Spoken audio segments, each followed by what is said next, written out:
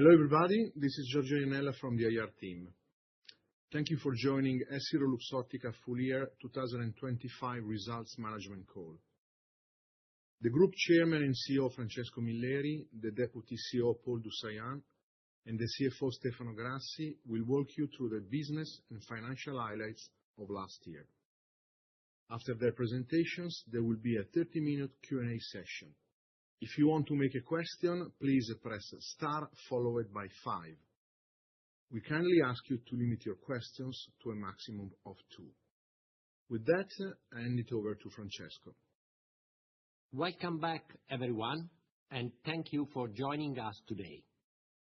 I'm pleased to reconnect with you and to share where we stand with the execution of our new strategy, which is clearly driving the group business momentum. This is in line with our plans, and I believe it will become more and more visible in the near future as the new projects, products, and medical services will translate directly into numbers. 2025 marked a year of sharp acceleration for EssilorLuxottica as we manage our deep transformation from a traditional optical company into a leading medtech and data-driven group. This broader scope now better defines and makes clear our core business, strategic focus, and investment priorities. The new ambition of our group is to shape the future of health and human performance. This evolution represents the key engine behind our faster revenue growth and the driver of the positive progression of our profits. The strong increase of revenue in the fourth quarter reflects the solid performance of our overall business, further reinforced by our clear leadership in wearable and medtech. We are confident that this trajectory will continue, confirming the strength of our vision and the excellence of our execution. Stefano will walk you through our financial performance later on. I would just like to highlight that we recorded revenue growth at constant currency above 18% in the fourth quarter and 11% in the full year. For the first time, we see a double digit in our history. With a 28.5 billion euro revenue in the full year, the adjusted operating profit reached 4.5 billion after 300 million headwind from US tariffs and materially adverse exchange rates. Solid operations are clearly shown by a strong free cash flow of 2.8 billion, 400 million higher than last year. At this stage, the new category we have created in AI glasses is at the heart of this journey. In 2025, we sold more than 7 million units of AI glasses, posting exponential growth, driven by the strength of our iconic brands, Ray-Ban and Oakley, across all geographies and channels. This success of our wearable brands has been made possible by our unique logistic and distribution footprint. With 18,000 stores in retail and 300,000 partners in wholesale, forming the most powerful go-to-market platform for a product that is first and foremost a vision care device. This view is further reinforced by rapidly growing attachment rates of prescription lenses and the already high penetration of photochromic lenses, which together are delivering a strong increase in daily usage and confirming the relevance of this category for all consumers. Wearables are now becoming part of our normal life. As a testament to our capacity to roll out this new category and expand its scope, The recently launched Oakley Vanguard unlocks new use cases across both sport and lifestyle. More is coming in terms of brands and features, with increasing levels of personalization not only in daily and social life, but also in professional activities. Several projects are already underway with banks, consulting firms, and healthcare institutions, opening up larger and sometimes unexpected market opportunities. AI glasses are not only the evolution of traditional eyewear. They are, above all, a new digital platform that brings together vision correction, biosensors, audio, cameras, and artificial intelligence into a single system. We are increasingly convinced that this category has the potential, over time, to replace the mobile phone as the primary personal computing interface in both personal and professional contexts. In 2025, our plan has been focused on growth and scale. We are convinced that leadership and consistent market share in this strategic area are essential for the future of our medtech vision. This acceleration requires significant upfront investments in both OpEx and CapEx across R&D, operations, marketing, and communications. As expected, these initial investments are reflected in our P&L, but still the group reached record earnings results. As our medtech and wearable segments reach scale, we expect profit to accelerate and the operating margin to regain momentum for both EssilorLuxottica and the whole optical and medtech industry. The future direction of the company is now set around a clear and well-executed strategy based on emerging field of oculomics. This enables us to expand our scope from vision correction into medical support and the early detection of metabolic, neurological, and cardiovascular conditions. In line with this vision, our journey will continue to extend into advanced health technologies, predictive medicine, diagnostic instruments, and clinical practices, including surgical applications. One of our most important achievements has been our ability to integrate, in a truly holistic way, AI glasses as a consumer-facing evolution with the data-driven medtech, healthcare, and clinical business.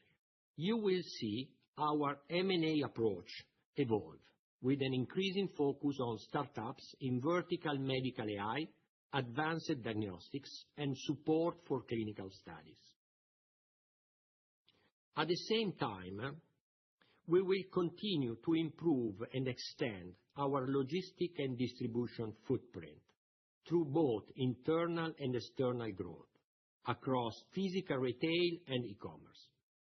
The convergence of these two dimensions, digital and physical, together with our strong medical reputation, is what we believe makes our strategy truly unique and almost impossible to replicate. Finally, in hearing aid glasses, we continue to invest in a vertical application of our technology in the audio space, bringing in new customer segments and incremental revenue. We have high expectation for the launch of the new products in the second half of this year, combined with our strategy to expand audio feature across our wearable through a subscription-based approach. In conclusion, we have closed a remarkable year and are starting the new one with strong confidence and clear plans to be at the forefront of the convergence of multiple sectors and different industries into glasses. That is why EssilorLuxottica is taking leadership in the whole medtech space. Last word on our financial roadmap. While we confirm we are fully on track with our long-term outlook dating back to March 2022, today we are updating it, planning to deliver over the next 5 years a solid and broadly aligned growth of revenues and operating profit. With that, I will now hand over to Paul. Thank you. Thank you, Francesco, and hello everyone. Happy to reconnect with you. As you have heard, in 2025, EssilorLuxottica took further decisive steps in its strategic journey and delivered solid financial results, driven by an ambitious vision, strong execution, and a relentless focus on innovation. This performance is underpinned by our best-in-class manufacturing and logistic platform, our global and resilient supply chain, and a unique omni-channel distribution model that enables us to scale innovation efficiently and consistently across markets. Today, I would like to take a step back and focus on what sits at the very core of our vision and strategy in the traditional business, which is the scientific ecosystem we are building around eye health. Let me start from lens innovation and myopia management in particular, a field that we have been investing in for almost half a century and where we further strengthen our leadership in 2025. Stellest has become a global reference in myopia management, supported by robust, long-term clinical evidence, and is now worn by millions of children worldwide.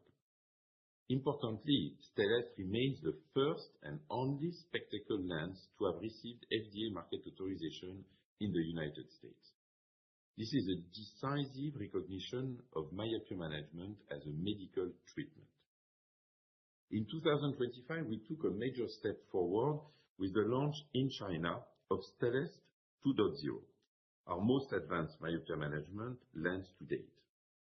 We have maximized the lens power and asphericity of the microlenses based on our fundamental research at a neurobiological level, leading to almost 2 times lower actual length growth after 12 months in Stellest 2.0 versus the previous generation. This new generation is being rolled out in EMEA and will apply for authorization with the FDA. At the same time, we are moving earlier in the patient journey.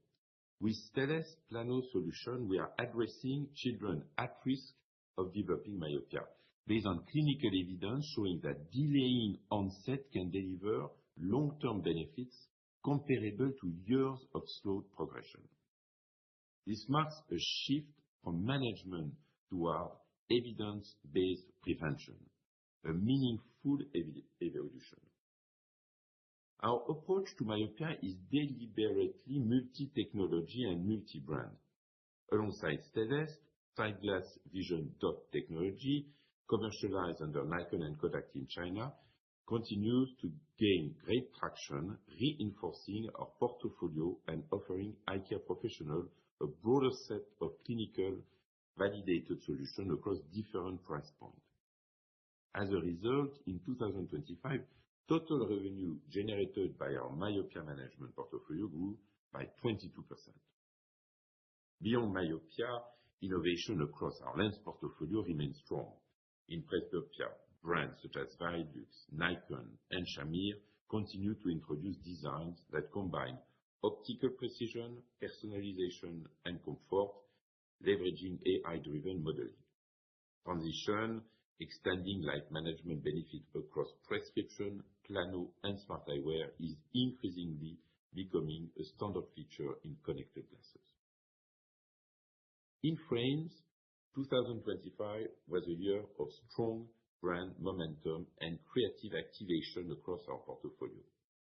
On the licensing side, we renewed our long-term partnership with Burberry through 2035, reaffirming a collaboration rooted in craftsmanship and innovation, and we launched the first-ever collaboration between Miu Miu and Puyi Optical, demonstrating our ability to blend exclusivity, design excellence, and retail leadership, particularly in Asia. Across our proprietary brands, we further strengthen Ray-Ban's creative leadership by naming Asa Proki as its first-ever creative director. We celebrated Oakley's 50th anniversary, and we are now seeing the brand gain exceptional global visibility through its presence at the Winter Olympics in Italy. At the core of all our initiatives is science. Last year, we formalized this commitment with the creation of our Scientific Advisory Committee, bringing together 5 world-class experts across physics, mathematics, ophthalmology, bioethics, and neuroscience, including Nobel Prize and Fields Medal laureates. Their role is to challenge us, guide us, and help us explore new frontiers from oculomics to AI and neuroscience, always with patients in mind, in areas of human health where ethics matters as much as innovation. We are reinforcing our ecosystem through open collaboration. Our partnership with the Politecnico di Milano continues to advance research at the intersection of optics, bioengineering, and artificial intelligence, while the joint Smart Eyewear Lab is shaping the future of connected vision devices. Our membership in the collaborative community on ophthalmic innovation allows us to contribute to global standards and consensus building across myopia, AI, and data-driven ophthalmology. Through our collaboration with CHIPS IT, we are also investing in application-specific semiconductors designed to enable the next generation of smart and medical eyewear. Finally, at our Bastille R&D lab in Paris, teams are working at the frontier between vision science and neuroscience, exploring how visual signals are processed and transmitted by the brain. This research is essential to deepen our understanding of perception and cognition and to unlock the next wave of optical and neuroadaptive solutions. Sustainability remains a fundamental pillar of our strategy, guided by a clear roadmap across climate, circularity, responsible operation, and social impact. This year, our efforts were recognized by leading external benchmarks. We achieved an A rating for climate from CDP, placing EssilorLuxottica among A-list organizations. In parallel, our Standard & Poor's Global Corporate Sustainability Assessment score reached 66, securing the 3rd position in our industry worldwide out of more than 250 assessed companies. To sum up, 2025 confirmed that EssilorLuxottica growth is built on a unique combination of clinical science, technological depth, and industrial scale. From medtech to neuroscience, from eyewear to eye health, we are not only innovating with our industry, we are redefining its boundaries. At the same time, with our new long-term outlook, we are looking at the next 5 years with solid ambitions on our financial delivery. With that, I will now hand over to Stefano. Thank you. Thank you, Paul, and welcome to our full year 2025 earnings results. We closed another record year for EssilorLuxottica with revenue that grew 11% at constant currency, almost 2 times faster than the 6% that we delivered in 2024. North America, EMEA, and Asia Pacific, they were all up double digit, while Latin America delivered a high single-digit year. In an outstanding quarter like 2025, Q4 was actually the strongest one for all the year. Our top line was up 18.4% at constant currency, 12.1% at current exchange result. These numbers are even more remarkable in consideration of the fact that in Q4, Supreme and Heidelberg became full comparable as they were both included in 2024 and 2025, so fully comp for our reporting. In Q4, our North American business was up 24%. EMEA delivered 16% sales growth, while Asia Pacific was up 12%, and the last, Latin America, delivered 8% sales lift in the quarter. A last note on foreign exchange. For the third consecutive quarter, we had some headwinds, unfortunately, in our results, with about 6 percentage points of difference between constant and current exchange results. As usual, the main driver for that is the US dollar. They had a devaluation of approximately 8 percentage points year-over-year versus euro. At those currency level, you might still expect some currency headwinds during the course of 2026. But now, as usual, let's take a closer look across the 4 different regions. In North America, we recorded top-line growth up 23.8% at constant currency. This result doubled the speed of growth that we had in North America during the course of a third quarter, where our revenue grew 12%. But what I think is probably even more evident is the different speed between the first half in North America, there was a 5% growth at constant currency, and the second half, where we recorded an 18% growth at constant currency. In our professional solution, our B2B business, our independent channels, our key accounts, our department stores were all positive. While when we look at our sales on our e-commerce partners, over there we have a negative territory for the revenue in Q4.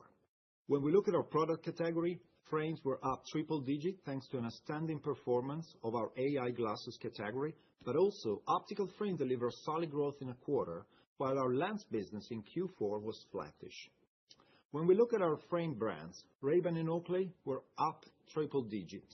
On the lens side of our business, we start seeing some good traction of Stellest, the first and only lens myopia solution FDA approval that is now available in the United States, that is now getting orders in excess of $4,000 in North America. Last comment on price mix, which I would say was strong in both lenses and frames. But now let's move to the direct-to-consumer. On the direct-to-consumer side in North America, our e-commerce business was just a touch below double-digit in a quarter, and our retail business delivered high single-digit comp sales for Q4. Sunglass Hut was up 9%, and LensCrafters was up 7% in Q4. So I would say a very compelling story proposition for a direct-to-consumer business. Quick highlight on LensCrafters. We're reporting another great quarter. We posted in Q4 the 2 single days with the highest revenue in LensCrafters history, and that happened during the insurance days at the end of December. Our lens mix continues to improve during the quarter. We have a higher penetration of transition. We have a successful adaptive progressive lens powered by Shamir across all different LensCrafters stores in North America.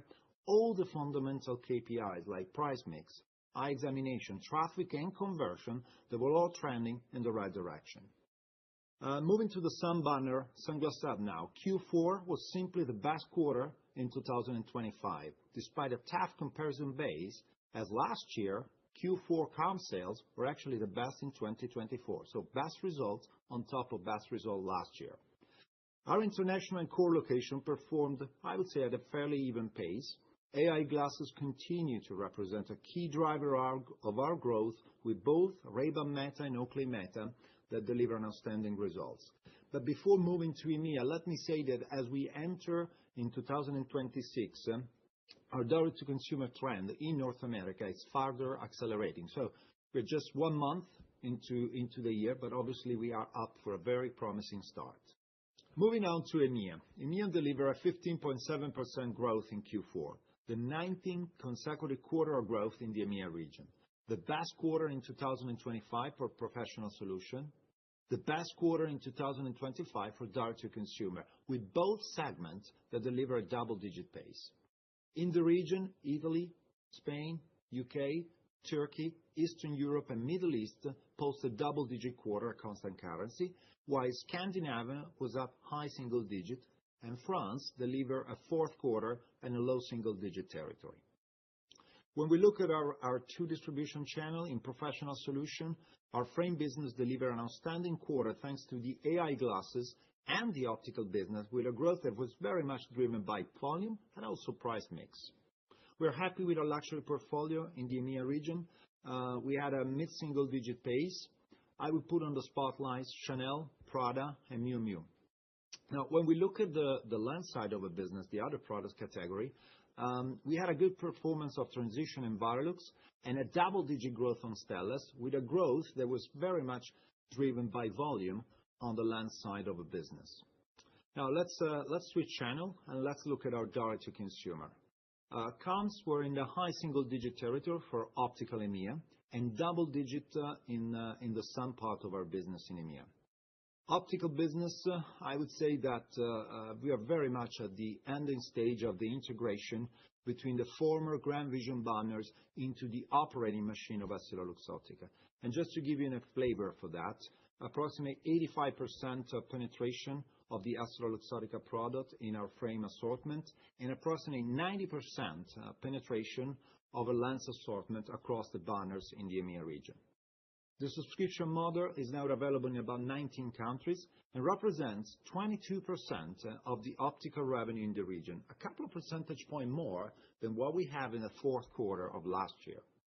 Last but not least, there is another important asset, and that is represented by teleoptometry. And just to give you an idea how important is this asset and how successful was this asset in 2025, let me share with you that we hit over 200,000 eye examinations performed through the teleoptometry in 2025. That number is up 40% versus 2024 eye examinations. Now, if we move to sun, fourth quarter was actually the best quarter for sun in 2025, with UK, Turkey, Italy, all at double-digit pace. The top door in the EMEA region for sun, you remember those are the 50 largest ones that we have, deliver a double-digit quarter. So whether you are in Dubai or you are in Paris, in Madrid rather than in Istanbul, Sunglass Hut more and more is the destination location for sun in the EMEA region. And that clearly makes everyone in the sun team and in EssilorLuxottica extremely proud for that. Now, let's switch gear. Let's move to East in the Asia-Pacific region. Top line up 11.6%. Another strong quarter in this region, with India, Australia, Southeast Asia, all up on the double-digit pace.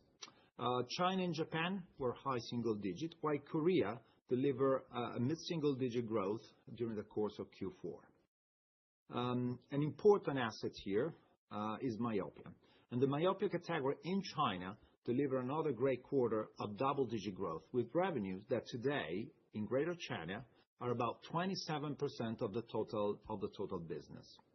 The demand continues to be stronger, and I would say it's a demand that continues to be strong for all the different myopia solutions that range from Stellest up to the Kodak and Nikon that leverage the other technology, the DOT1. When we look at our other category, frame business delivered a strong quarter, I would say across pretty much all the regions, with sales that were driven by volume, but also with price mix. Ray-Ban, Oakley, luxury portfolio, they were all up double-digit during Q4. Now, when we look at our direct-to-consumer channel, the other channel, I would say that we're very pleased with our key banners in mainland China. Those banners deliver a double-digit growth pretty consistently throughout 2025 in every single quarter. The other leading optical banner in the region, OPSM, posted a low single-digit quarter in comp sales, with the key metrics on premium lenses, on Transitions, on myopia solution, that were all improving versus the fourth quarter last year. Now, let's touch on the last region in the pipe, and that is obviously Latin America. In Latin America, we had a fourth quarter up 7.6%. That trend is an acceleration compared to the third quarter, where you remember we delivered 5.2% top-line growth. Both professional solution and direct-to-consumer deliver high single-digit quarter. I would say we had pretty much a great quarter across the different countries in the region. Brazil and Argentina were up double-digit. Mexico, Colombia, and the other Latin American country deliver a mid-single-digit quarter. In Brazil, the largest country, we had a double-digit growth for our frame business and double-digit in Oakley and in our luxury portfolio, with price mix being very much the primary driver of our growth in the country. When we look at our lens business in Brazil, we had a low single-digit quarter, but all the key assets, Transitions, Varilux, Eyezen, they all deliver positive growth in Q4. A last touch on Ottica Carol as usual. The 1,400 stores deliver a double-digit quarter, and I would say that in Ottica Carol, AI glasses are start becoming more and more important and very much instrumental to our growth and success story for those banners. A last touch now to the direct-to-consumer region. In the direct-to-consumer region, the Sun banner was just a touch below double-digit. Ray-Ban stores, Sunglass stores, and Oakley stores were very much the primary driver of our comp sales growth in Q4. While when we look at our optical side of a business, the largest Grand Vision footprint, the one that we had in Mexico, posted a high single-digit comp sales. Now, we are now concluding our journey across our 4 different regions, and now let's take a closer look to our profit and loss as usual. We will looking at the full year profit and loss, and as usual, I will walk you through the key line items at constant currency, and I won't spend time on sales. We largely covered that before. So the first line item is the gross margin. Our gross margin is down 260 basis points in 25 versus 2024. And this is really the combination of 2 effects. On one side, you have the impact of tariffs. And here's the gap, is larger in the second half versus the first half of the year, as those tariffs impacted for 2 quarters in 2025 second half, while in the first half of the year, the impact was very much in the second quarter. The second part, important part, is the percentage dilution coming from the AI glasses. That in the second half of the year, due to the higher contribution of AI glasses to our growth rate, had a much stronger impact on our margin. I would say that on a full year basis, just to give you a broader picture, approximately a third of the impact is due to, on the gross margin, is due to tariffs, while 2/3 of the impact is attributable to AI glasses. Now, let's take a look at a bit of our OpEx. Our OpEx as a percentage of revenues are 170 basis points down versus 2024 levels. Here you have on one side the investment that we continue to do to support our new strategic initiatives. We talk about during the different region, the performance on AI glasses. Francesco and Paul explained our long-term strategy on MedTech, the development of the audiology business, and those investments, the deployment of those initiatives across the different channels, across the different geographies, clearly have an impact on our selling, marketing, and also G&A. But at the same time, we are undertaking a deep exercise to relook at our organization, understand whether we have deployed all the people in the right spot, and we are working to realign our organization to our strategic priorities. So overall, you look at our operating profit as a percentage of revenue, that is down 70 basis points at constant effects and about 100 basis points at current exchange rate. Below the operating profit, our cost of debt, as a result of a higher interest rate environment, it's higher versus last year. Clearly, that is the primary driver for that. While on the tax rate, we have a slightly more favorable, pretty much as a result of a different country mix. That leads to a total net profit for EssilorLuxottica full year 25, down 50 basis points at constant effects and 70 basis points at current exchange rate. Now, the last chapter of this journey before the Q&A session is clearly an important one, and that is represented by our cash flow. I would start saying one number that I believe tells you all, 2,796 million of free cash flow generation during the course of 2025. This represents the record high free cash flow generation. Those figures were achieved despite the material headwinds from tariffs and the material headwind from currencies. A last comment on our net debt to EBITDA ratio, that is now at 1.7 at the end of 2025, clearly confirming our ability on one side to maintain a strong balance sheet and at the same time to invest in all the strategic priorities for the group. But now, as usual, let's leave the floor to the operator for the usual Q&A session.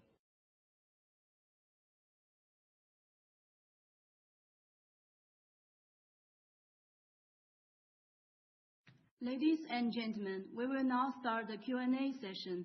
Our first question comes from Oriana Cardani, Intesa Sanpaolo. Yes, good evening. Thank you for taking my 2 questions. The first one is on the evolution of wearables sales by channel. Considering the full year results, can you provide us with the channel mix for wearable revenues and tell us if you expect different future trends between the two channels? And my second question is on the margin outlook for wearables.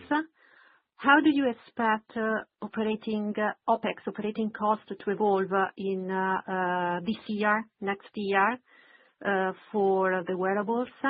And at what level of production volume do you expect economies of scale to help improve margins? Thank you.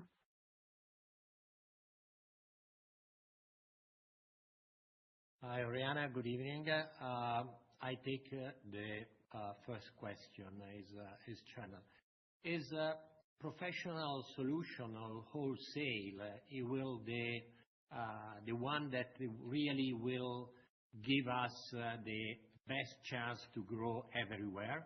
Also, if we believe that the direct to consumer, especially the physical network that we have, the 18,000 stores that we directly manage, it will be really the crucial factor that it can really activate in the wholesale the growth of our sales of the AI glasses.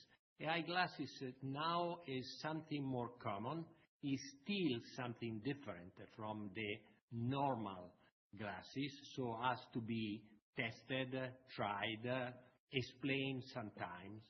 So is the fact that we have this very high professional network is helped a lot in the speed of really we enter in the market. And then the professional solution follow, also imitating the strategy that we have in our retail stores.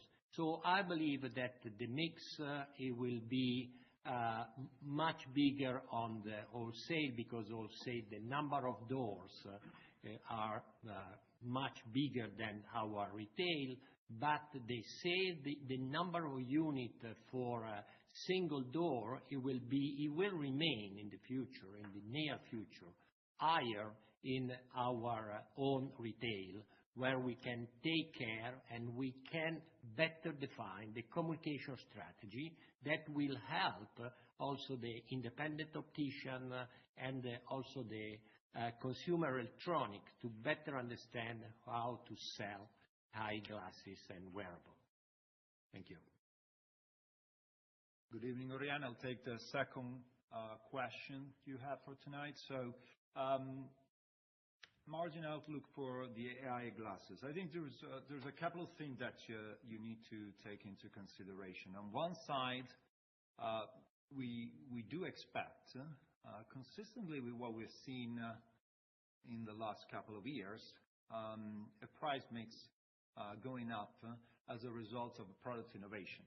If you think about it, where we priced the original Ray-Ban stories at $299 and the evolution of pricing for Ray-Ban Meta now, it's obviously going exactly in that direction. And we believe that that will happen again, driven by innovation, as much as we've done with other parts of the business.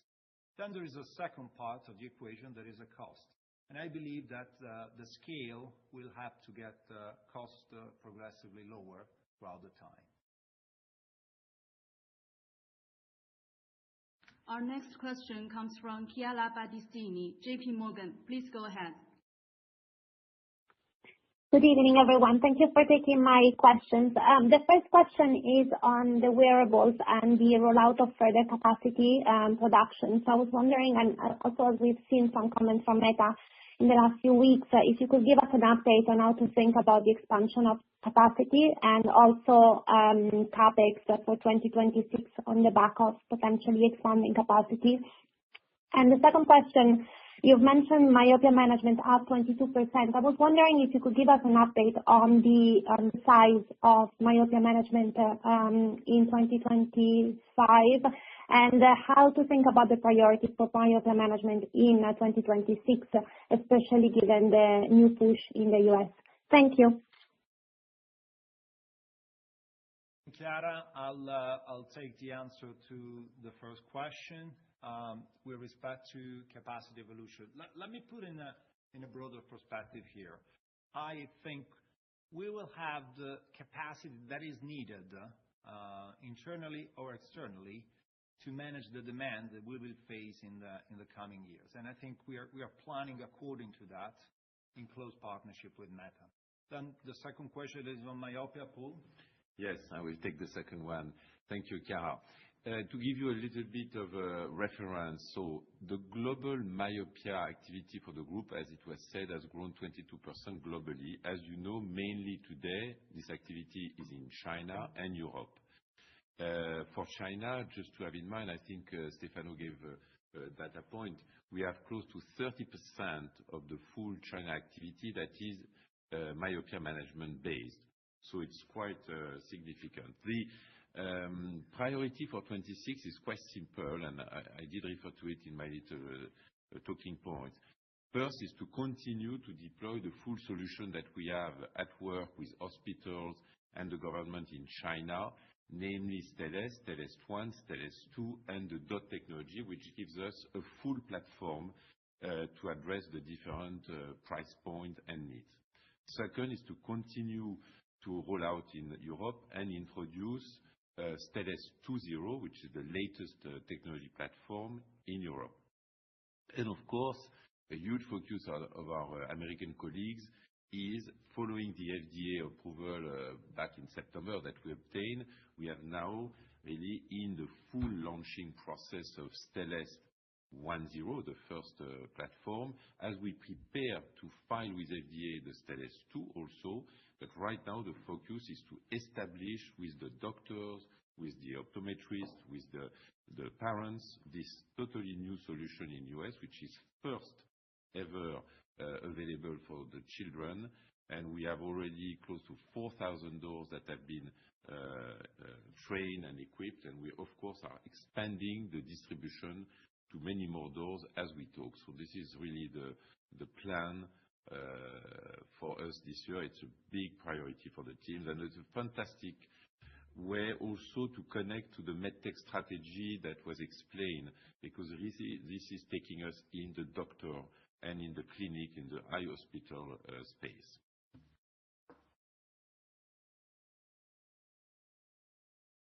Our next question comes from Anna Bismuth, HSBC. Please go ahead. Yes, hi, good evening. Congratulations on the very strong top line earnings. Just two questions. So first of all, I would like to come back on the production capacity, because there were some headlines mentioning that there were some discussion to double the production capacity. So let's say to reach 20 to 30 million of production capacity in wearables this year. Is this assumption a number that we should take in consideration? Can you give us a bit more color on that?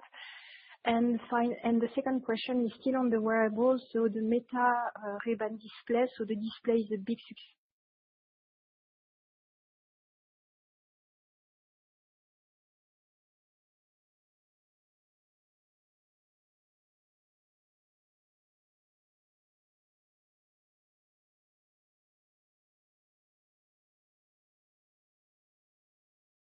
Okay, so I think we don't hear anymore. So I will take the first question on the capacity. I think you have to look at this question in a different angle. The company is well equipped with building and plans to follow the needs ramp up as it comes. And you have to have in mind that we have a very modern plant in China, where we have actually a full new building that was realized in the last 18 months. We have also a very large campus, as you all know, we built in Thailand, where we have there what I call advanced surface ready to be equipped. And as we need to follow the demand, we add production line, which we now have standardized. We know very well how to equip them. And also we are connected for when we need with a Vietnamese partner company to support. So we have an in-place capacity setup that can follow the demand, and I think this is the way to look at it more than anything.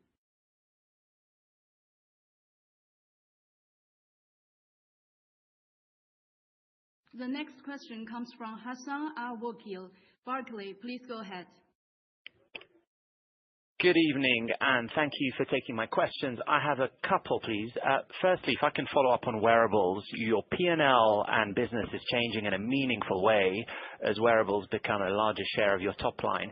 Can you talk about the longer-term benefits from scale and better unit economics on the EBIT margin, but also gross margin from product bundling? Do you see a wearables margin over the medium term in line with the group? I ask, given your long-term targets broadly imply flat margins.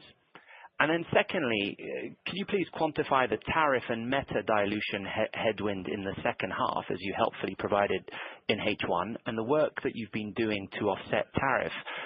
How do you see this in 2026? And what was the FX impact at the margin last year? Thank you.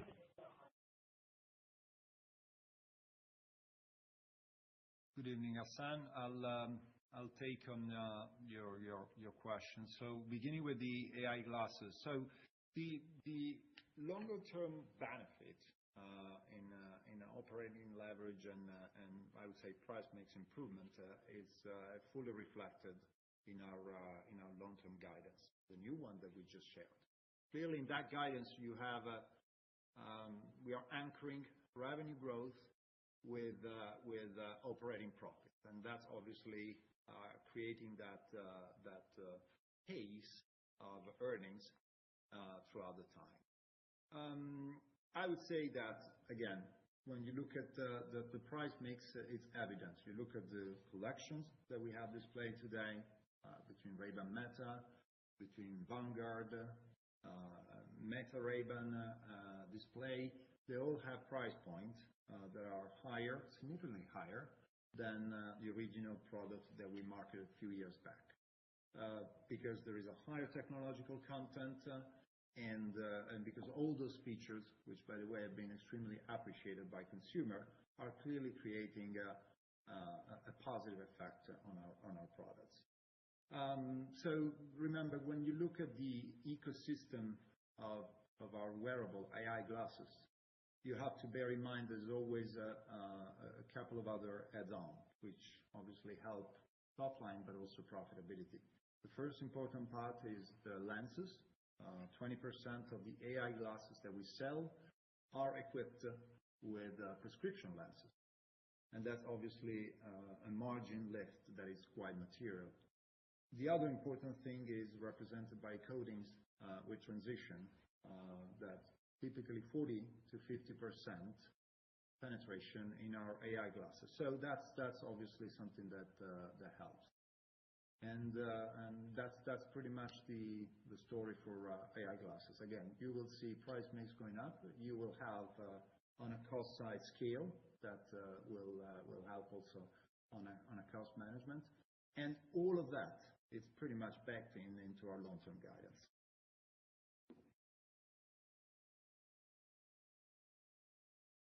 Our next question comes from Hugo Solvet, BNP Paribas. Please go ahead. Hi. Hello. Thanks for taking my questions and congratulations on the print. I'd like to give you a break on smart glasses and focus on the base business. Could you maybe discuss the performance of the non-smart glasses sun portfolio and whether you continue to see that halo effect that you highlighted in Q3, and would you expect that to continue? And going back to smart glasses, but keen to get your thoughts on how do you see competition unfolding given the recent nervousness in anticipation of upcoming competitive launches? Thank you. Hugo, no eyeglasses sun halo effect. I believe that we have to start really thinking to glasses, sunglasses or eyeglasses. Not as a really different category. It's really an expansion of category for different functionality. So we now start to consider AI glasses or wearable really part of our normal portfolio. Then, of course, as any big innovation, especially the Ray-Ban display, they will drive traffic into the store. And honestly, the conversion is very high when the product is available, and when it's not available, is really we convert in a different kind of sunglasses or eyeglasses. So, of course, the halo effect is quite important, but I believe that is really a part of the game. We don't consider something special. It's something that will continue in the future. This is the strategy of how we manage our portfolio. The same for competition. Welcome competition on this new category, because we are 2 years ahead of all others. We have the unique distribution platform, really almost impossible to be replicated in short term, maybe also in the long term is not easy. And competition means more investment in the category. And since we lead the category, that means that for us we expect an increasing share of the market. So both are good things. Halo effect and competition are really welcome in our future. Thank you.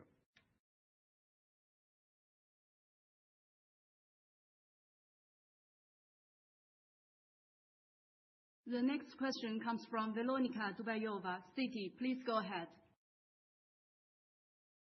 Good evening, and congratulations on a very impressive finish to the year, and frankly, on a very impressive 2025. Thank you for taking my questions.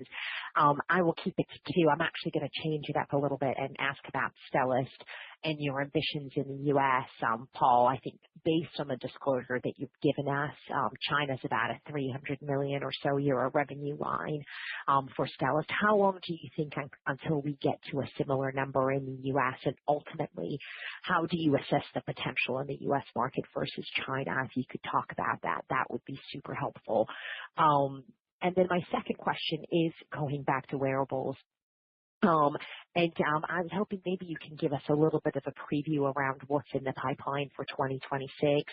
Obviously, I noted your comments around, it sounds like Nuance Generation 2.0, but to the extent that you can maybe talk upon what's planned on the sort of AI glasses front in terms of iterations in 2026, that would be helpful. Thank you, guys. Yeah, thank you. So I will take your. Well, I'm sure I understand fully, and we also are trying to be reasonable in the ambition we can fix ourselves for the US. Let me give you just a few data points. In the US, you have 15 million children from the age of 5 to 17 that are corrected for their myopic vision.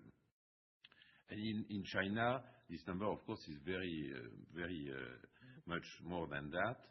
And in China, we have been able to see that myopia solutions have been progressively deployed to 20% of those children that are corrected for myopia. So if you take that matrix, which of course will take time, we have been in market really with those solutions for now 5-6 years in China. But in the US, if you say that it could represent progressively 20% of the children that would embrace that technology, although Francesco will tell me every children have to be wearing Stellest. And he's right, because it's actually the duty to make it available to any children. But this is the kind of order of magnitude that we see in the US. And the most important, it's that it's our duty and the duty of the parents, of all the stakeholders to make it available to equip the children in the US with this solution, because it's a good solution, it's super efficient. But that is what we're talking about. And be sure that there is huge focus on that to reach millions of children with this solution in the US.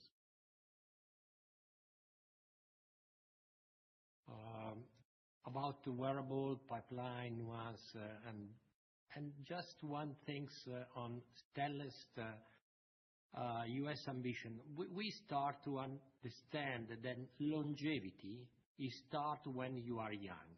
So that is why we are pushing so hard on Stellest. Stellest can change the progression of your myopia, that it will prevent early stage of many others ocular pathology.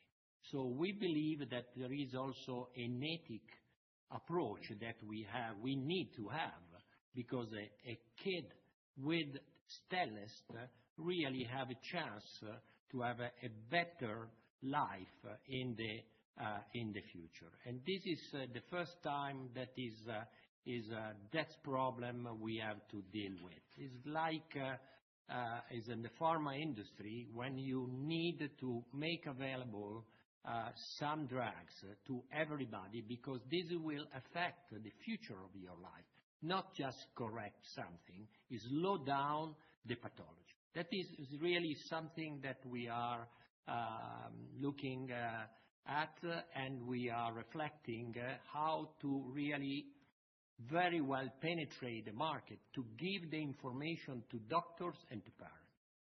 For wearable pipeline and Nuance, of course, we believe that the portfolio has to grow very, very fast, has to touch different segments of our customers, from luxury to more affordable eyeglasses, and has to really have cover in a much better segmentation approach, or female, male, kids, everyone that is can have interest in this new category. So it's not so easy like in analogic glasses to have a new product, but now the platform is very solid. We have more than one platform with different capability and features, and we are really focused on expanding our portfolio. The same for Nuance. We had a wonderful return on the first launch of Nuance. People has to really understand that is totally different approach, having Nuance towards in canal traditional hearing aids. At the first try, you don't see immediately the big benefit that amplification in canal give to the patient. But in the long term, really we had a strong return. People is telling us that their life changed, the capability to have a clear understanding and conversation in-house with the TV or outside in the noisy place improve a lot. So the new launch that we expected for the second part of the year, it will really expand the portfolio with something that will see big improvement in amplification and in the power supply, the battery, and many other features, including the capability to take phone call from our hearing aids out of canal. Thank you.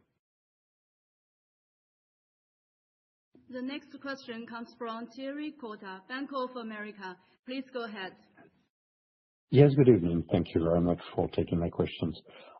First, on the guidance, so you get for an aligned growth of sales and EBIT over the coming 5 years. I was wondering whether you think this is going to be aligned more or less every year, or whether we should still have a margin drop at EBIT level in 2026. And secondly, in Q3 or on Q3, you gave the contribution of AI glasses to the growth of the quarter on an organic basis. Could you give us the same amount, the same number for Q4, please?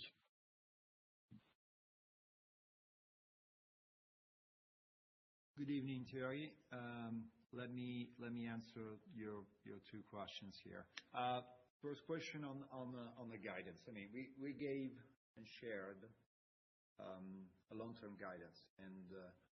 When we do that, we clearly don't guide on a single year. Clearly, there are certain things that are evident in 2026 as far as we see today.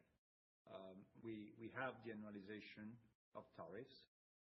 As you know, in 2025, we had from the second quarter till the end of 2025, the impact of tariffs. We will annualize that effect in 2026. FX, apparently, it doesn't look like it's going to be our friend for 2026 with the US dollar-euro exchange rate at this level. Obviously, the other thing that we know is that AI glasses will represent an important constituent of our growth profile this year. We also know that the new initiative, the new assets that we recently deployed, we'll talk about the Stellest launch and deployment in the United States as the one and only solution to manage myopia as a lens. We know that hearing aids will evolve throughout 2026. We know that the AR glasses family will expand in 2026. All of those are constituents of this year. We have a checkpoint in the middle of the year where we'll see where we are in terms of trajectory.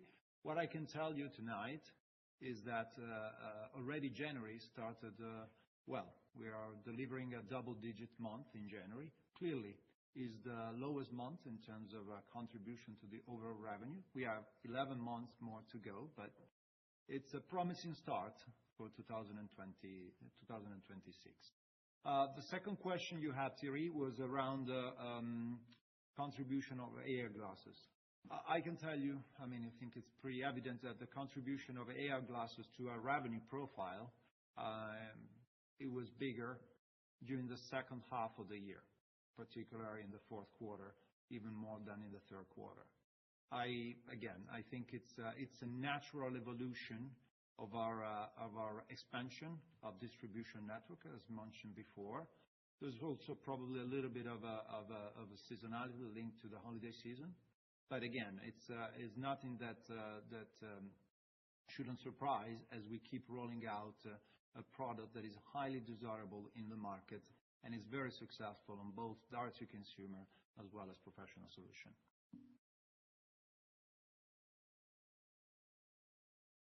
The next question comes from Richard Felton, Goldman Sachs. Please go ahead. Great. Thank you very much for taking my questions. My first one is a follow-up on Veronica's question on Stellest in the U.S. I appreciate the comparison with China, but my understanding is that reimbursement is a little bit better in the U.S. Could you comment on current reimbursement coverage for Stellest and your expectations during 2026, and if that is reasonable to potentially drive higher penetration rates than you commented on in China? My second question is on AI glasses. Are you able to provide any color on the acceleration in AI glasses in Q4 by product? Which products within the AI glasses portfolio were driving that acceleration in growth? Thank you.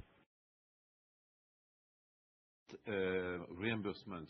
Clearly, you're right. In the U.S., you have managed vision care programs, and very important, very positive news is that Stellest has already been put in the so-called formulary of VSP, which means that it is already very visible by all the eye care provider, the eye care professional, as being a reimbursed product solution.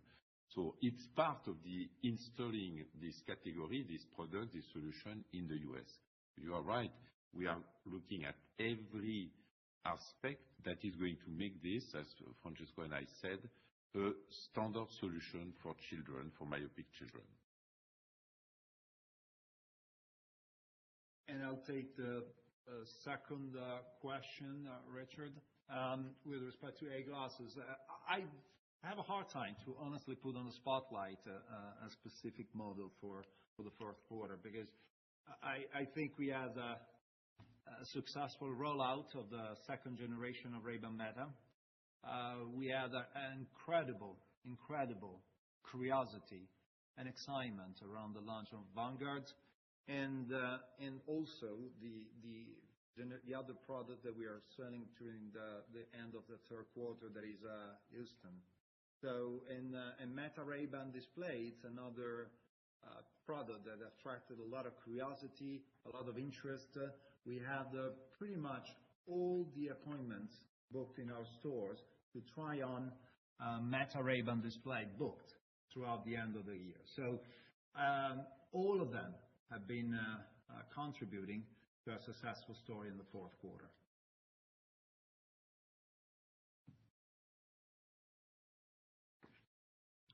So thanks for following us also today. Really appreciate the patience that you show to our company, and has been a really interesting question. I hope that next time we will talk a little bit more about healthcare, predictive medicine, and our investment in high clinic and clinical study. That is a part that will be really relevant for our future as eyeglasses are now. Thank you, and see you soon.